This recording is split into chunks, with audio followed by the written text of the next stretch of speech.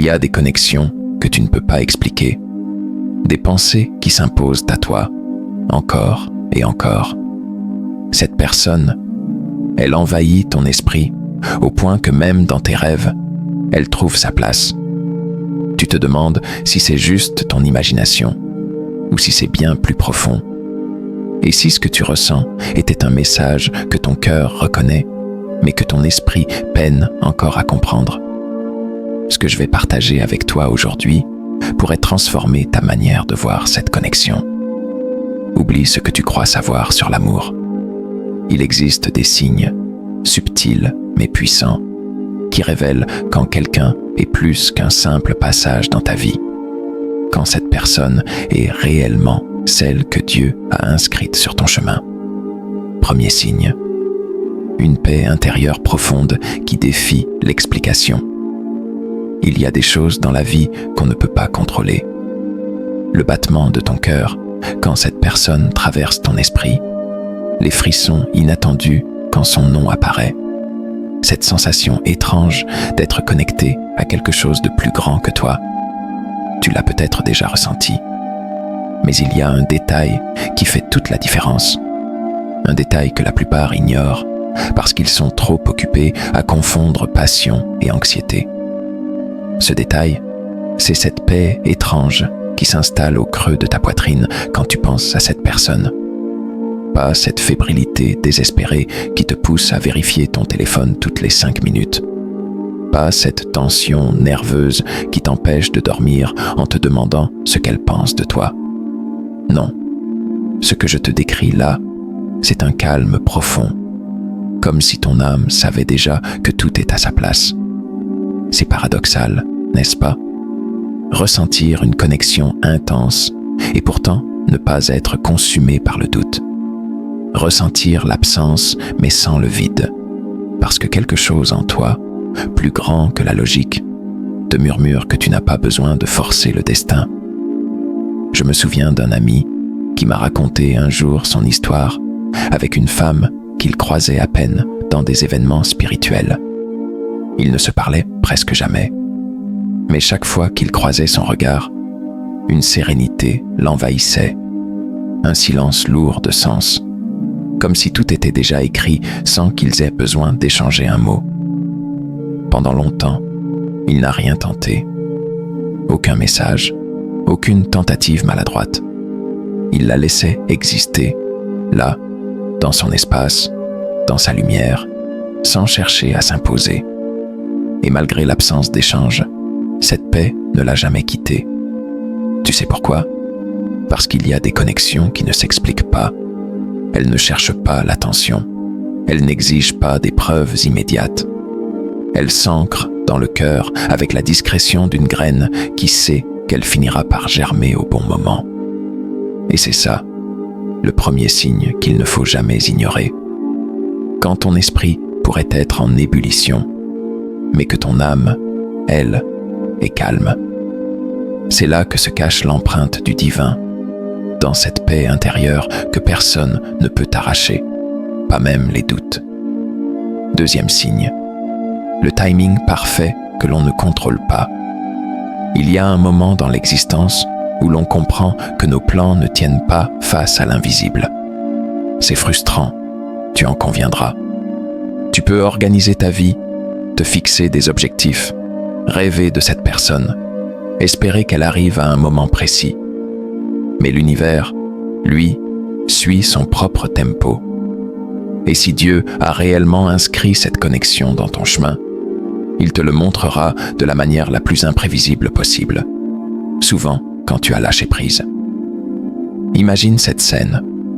Un homme marche dans un aéroport bondé, en retard pour son vol, épuisé par des semaines de travail intense. Il n'a ni la tête à l'amour, ni l'énergie pour penser à quelqu'un. Il veut juste rentrer chez lui.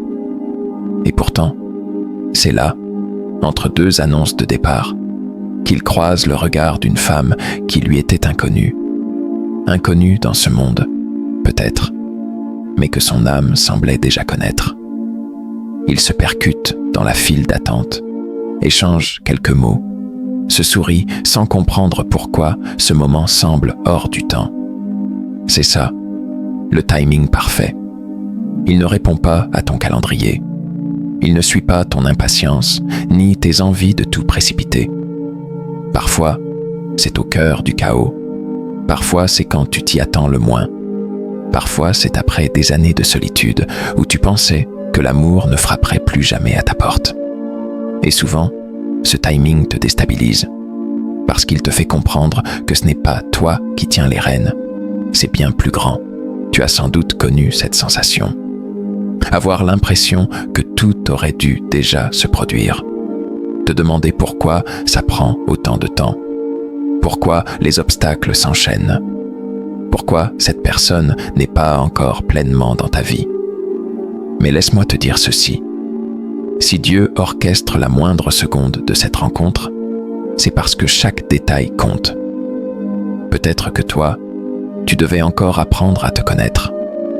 Peut-être que l'autre devait guérir des blessures invisibles. Peut-être que le puzzle n'était pas encore complet. Le vrai timing divin, c'est celui qui te bouscule, mais qui, une fois le moment venu, te fait comprendre pourquoi il fallait attendre. Ce n'est pas du hasard. C'est une mécanique subtile, un alignement précis où chaque pièce trouve sa place sans que tu n'aies à forcer quoi que ce soit. Alors quand tout semble bloqué, quand les circonstances te paraissent contraires, rappelle-toi, si c'est vraiment une confirmation divine, le bon moment viendra.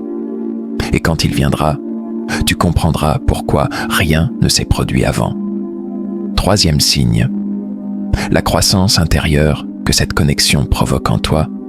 Il existe des rencontres qui bousculent, qui font mal, qui laissent des cicatrices. Et puis, il y a celles qui, même dans l'absence, même dans l'attente, éveillent en toi quelque chose de plus grand, quelque chose que tu ignorais porter. Ce troisième signe est peut-être le plus subtil, mais aussi le plus révélateur. Quand cette personne t'inspire à devenir meilleur, sans même te le demander, sans poser de conditions. Tu sais, il y a des êtres qui traversent notre vie comme des déclencheurs silencieux. Tu ne sais pas vraiment pourquoi, mais depuis qu'elle est là, ou même depuis que tu penses à elle, tu as envie de t'élever. Peut-être que tu te surprends à prendre soin de toi, à chercher un sens plus profond à ton existence, à retrouver ta spiritualité, à dépasser tes anciennes limites. Pas pour impressionner, pas pour séduire, simplement parce que sa présence, visible ou non, agit comme un rappel de ce que tu peux devenir.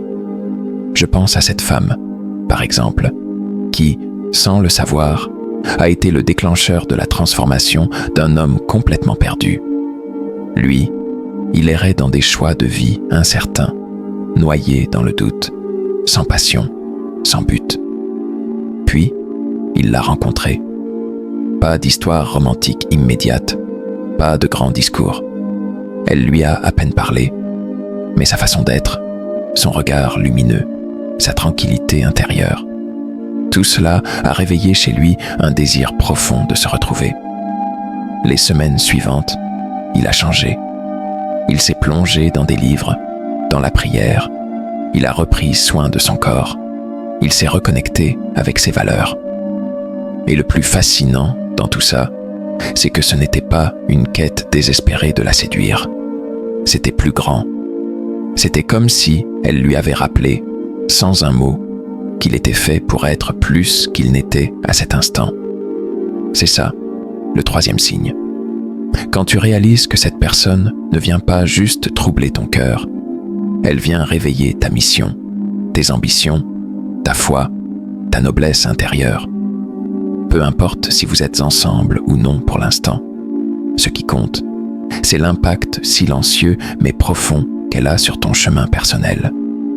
Et si tu ressens en toi cette envie d'avancer, de guérir, de grandir, sans que cette personne te l'impose, c'est que son rôle dans ta vie dépasse le simple jeu des émotions humaines. C'est peut-être le signal que l'amour véritable n'est pas seulement un sentiment, mais un catalyseur de ton élévation personnelle. Quatrième, signe. Une réciprocité subtile que seul le cœur perçoit. Il y a des échanges qui ne se mesurent pas en mots, ni en gestes évidents. Tu pourrais passer des heures à scruter les messages, à interpréter chaque phrase, mais l'essentiel se joue ailleurs, là où les mots ne pénètrent pas. Ce quatrième signe ne saute pas aux yeux. Il ne crie pas, il ne s'impose pas. Il glisse doucement, comme un frisson léger dans l'air, comme un regard furtif qui porte plus de sens qu'une longue conversation. Peut-être que tu l'as déjà senti, cette énergie différente quand tu es en sa présence. Ce n'est pas une simple courtoisie, pas une gentillesse polie. C'est ce quelque chose d'invisible qui plane, cette sensation étrange que, même si elle ne dit rien, elle ressent, elle aussi. Peut-être qu'elle détourne les yeux quand tu la regardes, peut-être qu'elle garde ses distances, mais son énergie, elle, ne ment jamais. Je me souviens d'un homme qui m'a confié un jour son expérience. Pendant des mois, il croisait cette femme dans des lieux anodins, des cafés, des conférences, des rues bondées. À chaque fois, leurs regards se croisaient brièvement. Rien de spectaculaire, aucun mot échangé. Mais ce regard, il y avait là une reconnaissance silencieuse, un magnétisme discret que ni le temps ni les circonstances n'effaçaient. Tu vois, dans ces moments-là, il ne s'agit pas de courir derrière des preuves tangibles. Les signes se logent dans les détails infimes. La manière dont elle te regarde au détour d'une salle, la façon dont son comportement change légèrement quand tu es là, les coïncidences étranges qui vous ramènent l'un vers l'autre, encore et encore. Et si tu as assez de sensibilité pour écouter au-delà du visible, tu comprendras. Mais attention, cette réciprocité ne se traduit pas forcément par une déclaration immédiate, ni par des gestes spectaculaires. Souvent, elle est subtile, masquée par la prudence, par la peur, par les circonstances. Pourtant, elle existe. C'est un écho discret dans l'âme, un langage silencieux que seuls ceux qui sont connectés au divin peuvent percevoir. Et plus tu développes ton écoute intérieure, plus tu discernes ces micro-signes. Une chaleur soudaine, un sourire esquissé, une coïncidence qui défie la logique. C'est dans cet espace invisible que la confirmation divine t'invite à ne pas douter, à reconnaître que si cette personne ressent aussi, même à sa façon, même timidement, il y a là quelque chose qui mérite ta patience. Cinquième signe, quand les obstacles deviennent des révélateurs. Il y a un piège dans lequel beaucoup tombent. Croire que si c'est difficile, c'est que ce n'est pas destiné. Pourtant, le divin ne fonctionne pas avec la logique humaine. Parfois, c'est justement quand le chemin se hérisse d'obstacles que les connexions profondes se révèlent, se forgent, se purifient. Et c'est là le cinquième signe, le plus déconcertant de tous. Quand les difficultés ne brisent pas le lien, elles l'affinent. Je veux que tu imagines un instant une forêt dense, sauvage, impénétrable. À travers cette forêt, deux âmes essaient de se retrouver, mais des ronces, des torrents, des falaises les séparent. À première vue, impossible de se rejoindre. Pourtant, à chaque pas, à chaque détour, malgré les embûches, une force invisible les pousse à avancer, à persévérer, à croire encore. C'est exactement ce qui se passe quand Dieu place quelqu'un sur ton chemin, mais qu'il permet, volontairement, les retards, les incompréhensions, la distance. Ce n'est pas une punition, ni un signe que tu dois abandonner. C'est une épreuve, une préparation. Parce que l'amour véritable, celui que Dieu sculpte de ses mains, doit être assez solide pour traverser le feu avant de briller pleinement. Je connais l'histoire d'une femme et d'un homme séparés par des milliers de kilomètres, des différences culturelles immenses, des circonstances de vie complexes. Pendant des années, rien ne semblait les rapprocher. Ils vivaient chacun leur existence, confrontés à des défis personnels, des doutes, des peurs. Mais malgré la distance, malgré le silence apparent, il y avait ce fil invisible qui ne se rompait pas. Chaque fois qu'ils se retrouvaient par hasard, l'évidence revenait. Pas dans les mots, mais dans le regard, dans cette reconnaissance silencieuse, dans la paix que leur simple présence mutuelle provoquait. Et les obstacles, ils étaient là, bien réels. Mais au lieu de les séparer, ils révélaient leur patience, leur force intérieure, leur foi. Tu vois, les obstacles ne sont pas toujours là pour t'éloigner.